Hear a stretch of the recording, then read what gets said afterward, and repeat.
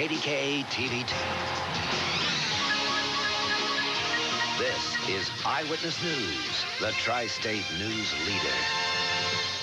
Good evening. What a night it has been. The Liberty Tube shut down, a truck carrying dangerous chemicals overturned on Route 268, and another truck overturned on Interstate 279, all during rush hour tonight.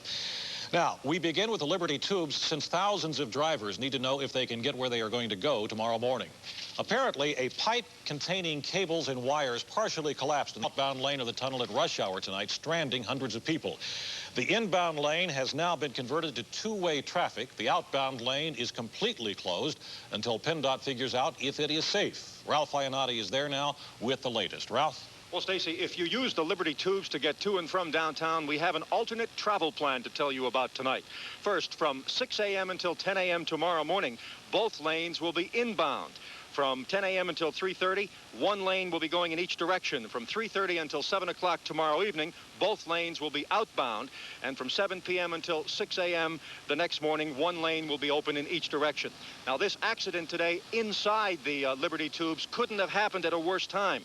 The outbound Liberty Tunnel was jammed with cars and buses loaded with people going home. Then suddenly debris started falling from the ceiling and people were terrified. Yeah, I thought the whole thing was collapsing. So I just ran. Diane Thomas was driving from downtown to her home in Brookline. She made it out of the Liberty Tunnel more than an hour before her car did. I was behind the PAT bus, and all of a sudden, all the pipes started falling from the ceiling. And luckily, the bus was in front of me, and they all landed on it. But all the cement landed on my car. And I just had to drive over the pipes and try to get out. But then my car just broke down halfway through, and I ran the rest of the way. You ran out of the tunnel? Because it was so dusty, you couldn't see anything. Jim O'Connell was driving his van through the tunnel, and he says tonight he got the scare of his life. I was coming out of the tubes into the South Hills heading to my office. And the tunnel, they have these pipes, metal pipes, and some noise was coming down, hitting the top of my van. I was like, what the heck's that? And all of a sudden, boom, the metal pipes fell. Officials said the collapse involved links of conduit carrying telephone cable and fiber optic wire.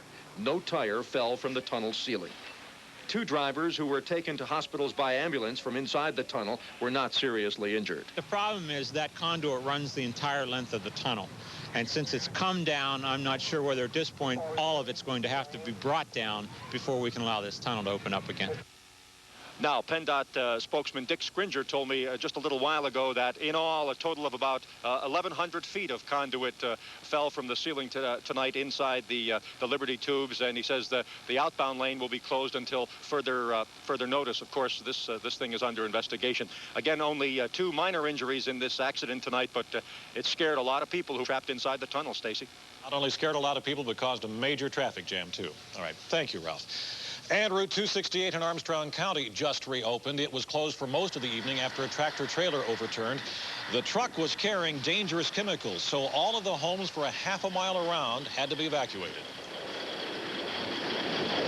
This truck that normally hauls explosives was coming around a bend and lost control and overturned is where you've seen it. It contains ammonium nitrate and also an emulsion substance. Right now, about the only danger is if there's any type of spark for ignition, it might be dangerous. The accident is being blamed on icy roads. And right after that happened, a tractor-trailer flipped over on Interstate 279 North. The truck hit at least one car before it overturned at the McKnight Road entrance inbound. Two people had to be cut from their car. They are both in serious condition tonight. I saw the truck barreling down, bounced off the wall. His tire flew. It was flying in our direction, and we just swerved across the highway. Inbound traffic was stopped for more than 4 hours. It finally reopened a little bit ago after the tractor-trailer was uprighted. And McKeesport police have a murder to solve tonight. Police say someone smashed the front window of a home in Versailles Avenue, robbed 88-year-old William Hagedorns, and then killed him. None of the neighbors heard anything, but they told Patty Burns tonight that the paperboy noticed the front door was open yesterday, and when he saw it was still open today, well, he became suspicious. And then today he delivered the paper and he saw the door open, and he thought, oh, he went in the house and checked on it, he found the man in there. So he called the cops right away. Now, police want to talk with anyone in the neighborhood who may have been approached recently by two white men in work clothes offering home remodeling. They think those men may know something about this case. It has now been more than 24 hours since the fatal crash of Flight 1482 in Detroit. And tonight, workers continued moving the hulk of the burned-out Northwest DC-9 from the runway at Detroit's Metropolitan Airport. The flight was headed for Pittsburgh, and earlier today, federal investigators worked in light snow picking through the wreckage for clues as to what may have caused the plane to collide with the Northwest 727. 8 people on the DC-9 died. 7 are still in the hospital tonight. The 8 victims all died of noxious fumes before being burned beyond recognition. The National Air Traffic Controllers Union says the pilot of the DC-9 apparently got lost in the fog and pulled onto the runway, although the weather has yet to be blamed for that crash. Drug tests have also been ordered for the pilots and the air controllers involved, which is, by the way, standard procedure. Both pilots on Flight 1482 survived. It is not yet clear, though, which pilot was at the controls when the jets collided. One of the pilots is a 20-year veteran of the Air Force. The other, a 24-year veteran of Northwest Airlines who had been on a medical leave for kidney stones for the past 5 years. Yesterday was his first flight without an observer since his return. Now, the National Transportation Safety Board held a news conference just a few hours ago in Detroit. Mary Rob Jackson was there. She joins us live now from Detroit. And Mary, Rob, what did you hear? Anything? Well, Stacey, tonight investigators for the National Transportation Safety Board say they've made a tremendous amount of progress in a really short amount of time. Today, the DC-9, which was bound for Pittsburgh, was the focus of their investigation. At the time of the accident, visibility was just 1/4 mile, and that's the FAA minimum required for takeoffs. The pilot of the DC-9 had been given taxi clearance from the control tower, but reported that he had missed 2 possible exits to other taxiways. Now, moving through fog and trying to go over his charts and talking to the tower, he suddenly found himself on an active runway. There were numerous communications between the aircraft and the traffic control facilities with regard to that taxi and exactly where they were. And they did report that in the last few moments just before the collision, both the captain and the first officer of the DC-9 reported that they were aware at that point that they were on the runway, on runway 21 center, and at that point both reported that they saw the 727 proceeding toward them, and from there, of course, things happened very, very rapidly after the collision. Now, another Northwest crew in the area just before that accident occurred reported hearing a radio transmission from a disoriented pilot. It has been confirmed that 52-year-old Captain William Lovelace was at the controls at the time of the collision. Now, as you had indicated, this was his 13th flight since returning from a 5-year medical leave for kidney stones, but this was his first flight without a pilot observer on board. Now, observers are required for a time when pilots are being recertified. Now, this investigation will continue tomorrow, but there probably will not be any clear-cut answers for at least 9 to 12 months. Reporting live from the Detroit Metropolitan Airport, I'm Mary Rob Jackson, KDKA Eyewitness News. All right, thank you, Mary Rob. Now, Northwest Airlines still has not released an official list of the people who died or who were injured. The airline has said only that the dead include 7 passengers and a flight attendant. The flight attendant is identified as 43-year-old Heidi Jost of Dearborn, Michigan. We have confirmed through the Wayne County coroner that 2 other fatalities are 30-year-old Kingsley Brown of Pittsburgh and 37-year-old Mary Blankenship of Colorado Springs, Colorado. The injured that we know of are 81-year-old Blanche Shaw of Beaver. She is listed in good condition with 1st and 2nd degree burns. 34-year-old Mary Kay Ruan Boland of Edgewood is in stable condition with a broken vertebrae. 36-year-old Robert Bartle of Sewickley has a fractured ankle, and 50-year-old Joseph Kutzel of Upper St. Clair has a broken ankle and a cut finger. Now, a local survivor of the crash is back in his home in Butler County tonight. Still shaken, but otherwise unhurt from yesterday's crash. Jeff Marshall escaped with only minor injuries. Ralph Iannotti reports now from Valencia. Someone yelled up, "Everyone, let's get out of here." let's go, come to the front.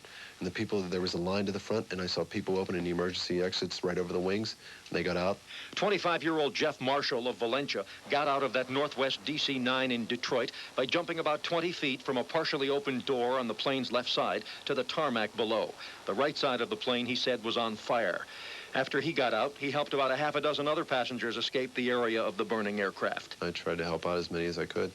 And I mean, I knew I was all right, at least from what I could feel, and then, you know, I mean, you feel injuries later on. It's the truth. I know what the football players are going through, Bobby and all those guys, but...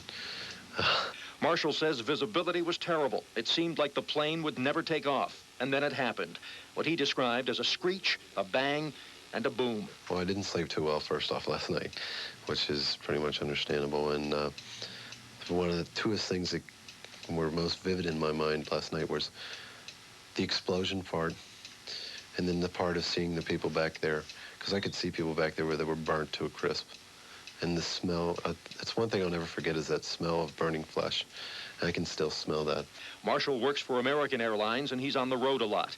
He was in Detroit on a one-day business trip when the crash took place. It does make me think a little more. I definitely would say there was someone looking out for me out there because I'm here.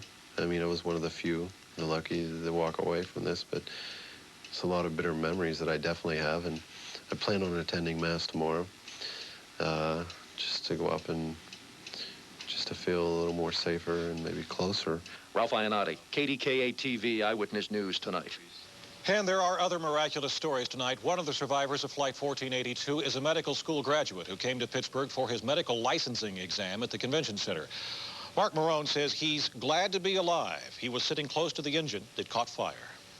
My glasses got covered with blood and fiberglass and whatever, and pieces of glass. Took them off and threw them down. I thought we went off the runway at first. I didn't know what happened. I looked to my right, and then I saw the engine on fire.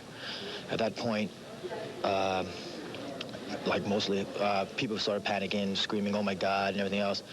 My initial reaction was just get up and get the heck out of the plane. Because people were just cramming in the front. I was panicking a little bit. So I figured take a chance, head back toward the flames, because it had to be just a couple rows to the exit. And that's all it was. Izzo did manage to escape through a window. He is also being credited with helping several other injured passengers. One of them called Izzo from Detroit today. He had seen him on a news broadcast and tracked him down in Pittsburgh to thank him. We will be hearing about that accident for a long time to come, and a plane crash 5 years ago is making news again tonight. The congressional hearings into the Gander crash have begun in Washington. We will have the latest from Terry Taylor coming up next.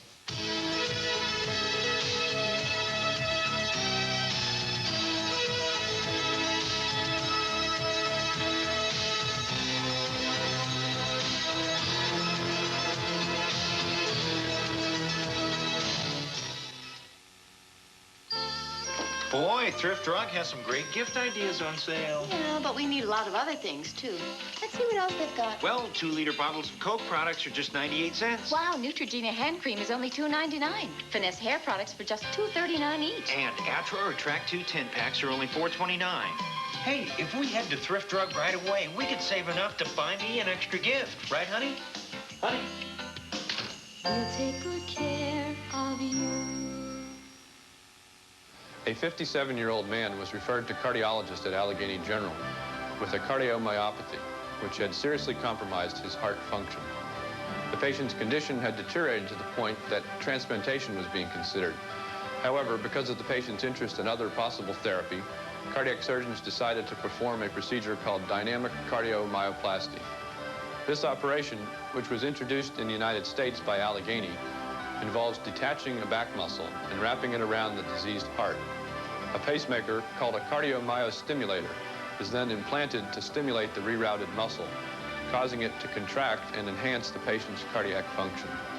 The patient was discharged less than 1 month after the operation. He has since returned to full-time work and has greatly improved heart function. Ask your doctor for more information or call Allegheny General for a free brochure. Allegheny General, on the frontier of advanced specialty care. So you think I did good with the Christmas presents? Yes, but how can we afford all this? Well, I cut a few corners. This could work. Yes, The key thing is keeping everything on this side of the room. Which you've done nicely.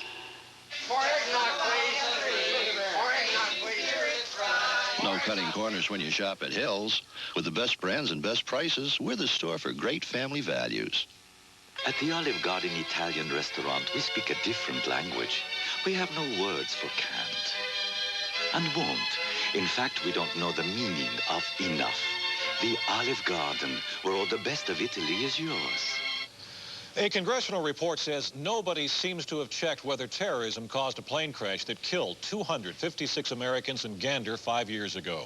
Congressional hearings into the crash began in Washington, and so far, the probe finds fault in both the U.S. and Canada. Now, Terry Taylor has been investigating the Gander crash, and she is in Washington for those hearings. The hearing was moved to a bigger room and was still packed to overflowing.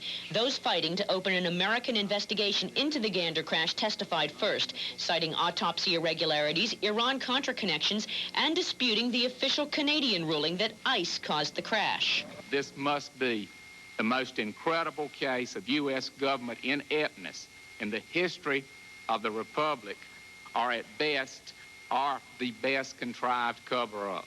Here we are, 5 frustrating years after the Gander crash, and the one thing I think we can say for sure is that the Aero Air DC-8 did not burst into a giant fireball off the end of runway 22 at Gander Airport on December 12, 1985, because the wings were contaminated with a little bit of ice.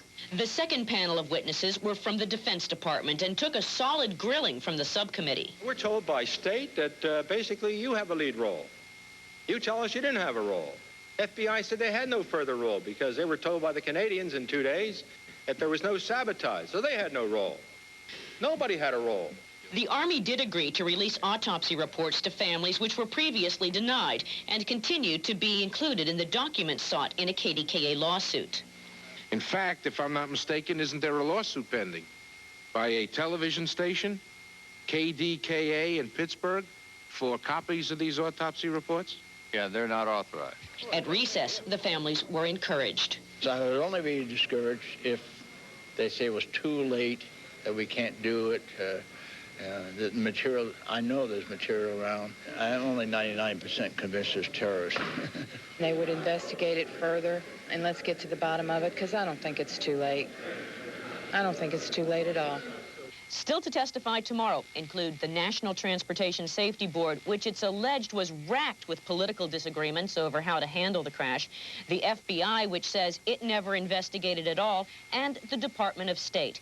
The big question here tonight is whether, when all is said and done, the Subcommittee on Crime will recommend a formal American inquiry in January into the Gander crash. Terry Taylor, KDKA, Eyewitness News Tonight. And as Terry mentioned, those hearings will continue tomorrow, and Terry will have reports from Washington also tomorrow. The British news media is reporting that Saddam Hussein has made up his mind. Give him an oil field and he'll give back Kuwait. The report quotes a source close to Hussein who says that in exchange for a guarantee of no Western attack on Iraq, Hussein will pull out of all of Kuwait except the Rumelia oil field on the Iraqi border. Publicly, Hussein has vowed never to withdraw from Kuwait. Iraq is also offering to let 3,000 Soviet hostages leave the country if the Kremlin pays for their release. The Soviets were working on Iraq's construction and oil projects under a contract between the two governments. The Kremlin says it will pay for canceling that contract. 15 Americans returned home from Iraq tonight. Former boxing champ Muhammad Ali brought them home. The former hostages say they are thrilled to be back, but they are still very concerned about the 1,000 Americans still trapped in Iraq. And Iraq sent London a $289,000 hotel bill. It is for 27 British construction workers who have been renovating Saddam Hussein's palace since before the invasion of Kuwait. Now, after the invasion, Hussein threatened to use the men as human shields if the hotel bill was not paid.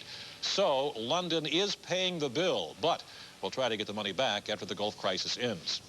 And President Bush is in Uruguay tonight, the second stop on his 6-day tour through South America. He is talking trade with the 6 countries, although the unofficial agenda continues to be the Gulf crisis. And today, Mr. Bush said he doesn't think Saddam Hussein has, quote, gotten the message about the possible use of force if Iraq stays in Kuwait. If you are depressed, your unborn child may be also. That is next in tonight's Health Team Report, right after John's forecast.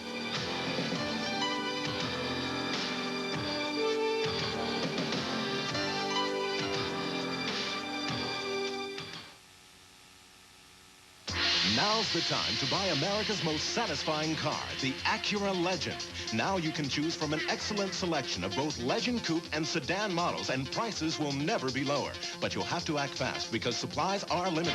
Come drive an outstanding Legend value now at your nearest Western Pennsylvania Acura dealer during our legendary clearance sale that lasts only through December. If you drive an Acura, you'll buy an Acura.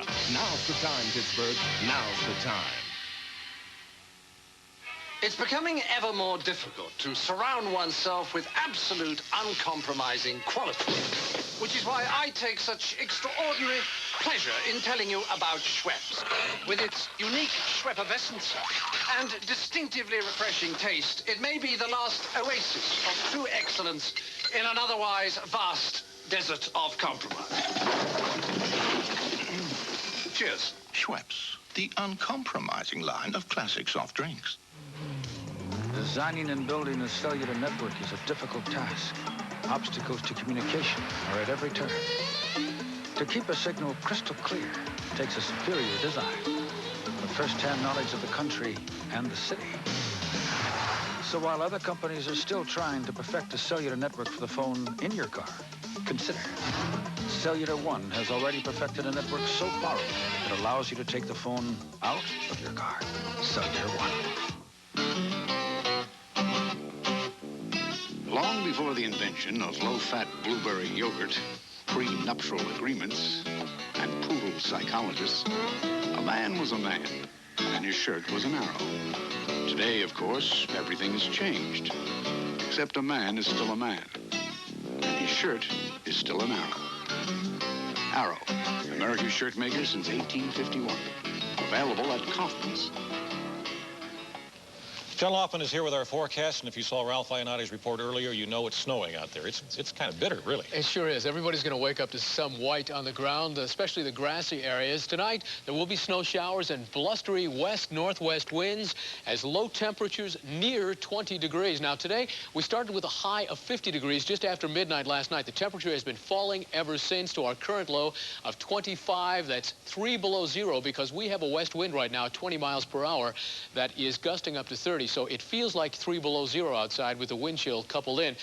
Relative humidity, 90%. Our barometric pressure, 1/100th of an inch above 30 and holding steady at the moment. You see the snow flurries flying. This picture brought back from Aaron Sledge, our news photographer out on Stanwyck Street. The PSI in the good range at 15. Let's look at the satellite sequence and watch the clouds as they move across. Remember, winds out of the west-northwest are scooping up the moisture from the relatively warm Great Lakes and dumping it here across northeast Ohio, where snow squall warnings are in effect, western New York, where snow squall warnings are in effect, and there's a heavy snow warning in effect across northwest Pennsylvania. There are also gale warnings in effect on Lakes Ontario and Erie. Now, here's what National Weather Service looks like locally. Coming down all around us is snow. Now, this doesn't show up very well on radar, but tonight we're getting a lot of it. Moving off to the southeast as the winds come in out of the northwest at 35 miles per hour. Preliminary reports include Summit Township outside of Erie with 8 inches on the ground. Meadville and Edinburgh with 4 to 6 inches on the ground. New Kensington and Slippery Rock with 1 to 2 inches. Many areas in Venango, Somerset, and Clarion counties already have up to 2 inches, but we can expect in the greater Pittsburgh area a dusting to 2 inches. In the northern counties of Butler, Beaver, and Armstrong, 2 to 5 inches. North of Interstate 80, 3 to 5. Also in the lower mountains, 3 to 5 inches. And in the snow belt, up to 10 inches of snow, along with some very gusty winds that will reduce visibilities to near zero. So our forecast is a very blustery and wintry one. For tonight, it goes like this. The forecast shows skies that will be mostly cloudy, snow showers, and blustery northwest winds as lows near 20 degrees. Then looking ahead to tomorrow, we'll see the snow showers ending. By afternoon, we may see some sunshine, but it'll continue brisk with west winds at 15 to 25 and a high temperature only near freezing. Then on Thursday, we start to get a little relief, increasing cloudiness, a seasonable temperature in the low 40s. By Friday, under fair skies, we're at 40 degrees, a chance of rain on Saturday and 43, Sunday fair and 44, and low 40s, 42 is just about where we should be this time of year, Stace. But by tomorrow morning, there's going to be snow for everybody, especially on the grassy areas. Okay, thanks, John. In tonight's Health Team report, West Penn Hospital is opening a multi-million-dollar cardiovascular institute. The facility will offer immediate access to a team of specialists who can evaluate, diagnose, and treat heart and artery disorders. Now, the institute will also include a mobile cardiac catheterization laboratory, the first of its kind to be used in Pittsburgh. A study of pregnant women in Boston shows women who are depressed during pregnancy are more likely to give birth to irritable babies. The researchers don't know why this is true, but they speculate that hormonal changes during depression also affect the fetus. And middle age used to be associated with increased security, but a survey of doctors finds that 68% of them feel their middle-aged patients are facing serious strain and pressures. They say middle-aged patients are especially burdened financially by adult children and aging parents. Teachers in Newcastle are going back to class. That is next, and so is Bob Pompiani with sports.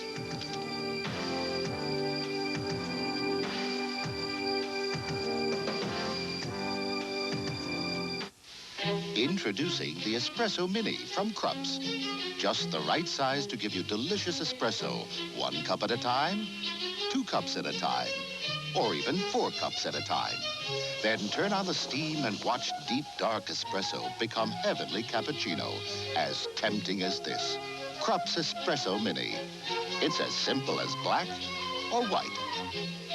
Available at Kaufmann's. My son and I built a model plane together. We could hardly wait for its maiden flight. You should have seen Danny's face when I handed him the controls. Up it went. And it was going. It kept on going. He called Citibank. Since he just bought the plane with the Citibank Visa, he was covered under buyer security. The Citibank Visa replaced the kit for free. We had to start over again from scratch, but, you know, I really didn't mind. Not just Visa, Citibank Visa. I think they're cushy. Fluffy, like a baby bunny. Cozy, comfy, snuggly. My feet have never been happier. Toasts presents Totes Toasties. For men. Toasties have treads for gripping and a plush, warm lining for just relaxing around the house. I like your red Toasties, Bill, but blue look better with your eyes.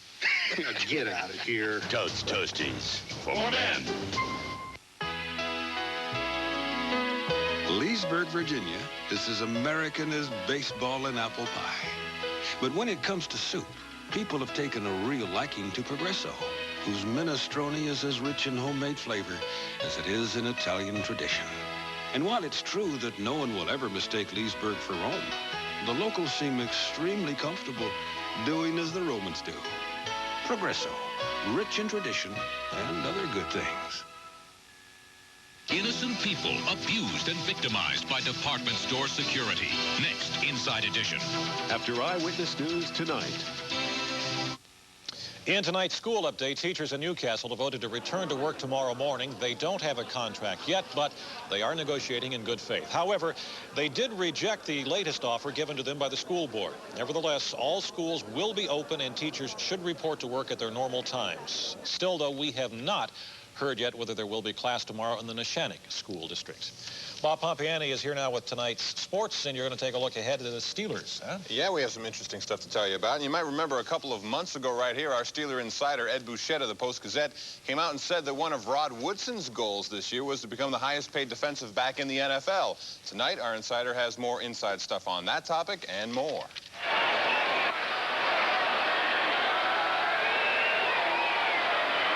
Remember 2 months ago, I said that Rod Woodson would be looking to become the highest-paid defensive back in the league. Well, the Steelers have now made him a contract offer that will put him right there. 3 years for $3 million. It would make him one of the top 3 defensive backs in the league. Right now, Darren Cherry of Kansas City and Joey Browner of Minnesota make $1 million apiece. That's what Rod would make. No word yet on whether he's going to take it or not, but it certainly is a big movement by the Steelers. John Reinster's in Chuck Noll's doghouse right now. Everybody's wondering what happened to him. He's been hurt. When he came back, Chuck just has lost faith in him. John admits that has happened. And 2 years ago, Chuck wanted to put John on Plan B, which means he would have been a free agent to sign with anyone. Others in the organization talked Noll out of it, but don't be surprised if John Reinster isn't on a Plan B again this year. All right. You know, this Sunday, Bubby Brister's been taking some unfair criticism for what he was described as a poor game. In fact, Chuck Noll is the one giving him a lot of the heat. But Bubby didn't have that bad a game. There were a lot of poor routes run in that game by receivers and by running backs. And a good example was on what would have been a touchdown pass to Dwight Stone in the end zone from the 7-yard line. Bubby put the ball right where it was supposed to be. Dwight was supposed to run a little fade. He was supposed to loop. Instead, he went straight out. And when the ball got there, Dwight got turned around, whereas if he would have run the proper route, the ball would have been right there. Ed Bouchette will be back again next Tuesday night, and tomorrow night, Joe Green will be here to put it on the line.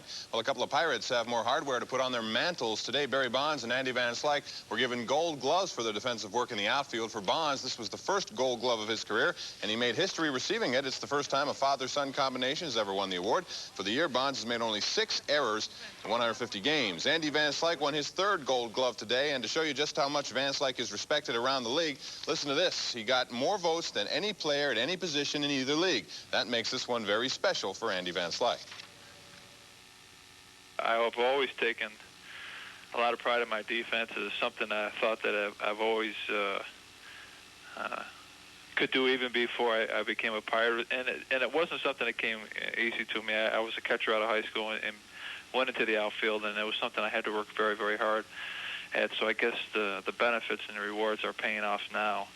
And being considered the best among the best, I guess that in a way doesn't mean a little more to me. There wasn't much action in baseball's winter meetings in Chicago until just a couple of minutes ago. The White Sox have just traded right-handed pitchers Eric King and Sean Hilligus to the Cleveland Indians for outfielder Corey Snyder and a minor leaguer. Now, the Montreal Expos are reportedly close to a deal that would send outfielder Tim Raines to the White Sox for Ivan Calderon and another player. Raines has asked Montreal to trade him several times. And the San Francisco Giants have struck big again. They continue to throw the money around. Just moments ago, they signed free agent relief pitcher Dave Righetti to a 4-year, $10 million offer, or deal rather. Righetti posted 36 saves last year with the Yankees. New York, meanwhile, gave their second baseman Steve Sachs a 4-year contract extension for $12 million. Well, in college basketball tonight, Duquesne was on the road again, but this time they won't return home with a win. Duquesne lost tonight at Rice. The final was 95-83, and the Dukes made 15 three-pointers in that one. Hargrove led the way with 23. Quite a disparity at the foul line. The Dukes only had 3 shots from the line tonight. Rice had 48. Marshall, 97. West Virginia, 80. Marshall will be here to take on Pitt Thursday night. Clemson, an ACC Big East action, loses to Seton Hall, 78-62. NC State loses to Syracuse tonight by 7. It was Vanderbilt losing to Indiana, and Oklahoma, 96. Texas, 88. The Penguins return to the Civic Arena tomorrow night against the Washington Capitals. It's a game which will see the return of Wendell Young in goal for Pittsburgh. Young has made only 1 appearance so far this season, but he will be his first start tomorrow night against the Caps. Tonight in the NHL, Vancouver Islanders skate to a 4-2 win for the Canucks, rather. They trailed that game 2-0, came back to win, and Boston beats Detroit in overtime 5-4. Getting back to Van Slyke for 1 minute, when I talked to him earlier today, he said he'd also consider leading off this year for the Pirates if he had to. Okay. Thank you, Bob. That is the news for now. Thank you for joining us. Our next news tomorrow morning at 6. We will have the latest then on the situation concerning the Liberty Tubes. Now stay tuned for Inside Edition. And from all of us here at Eyewitness News, good night.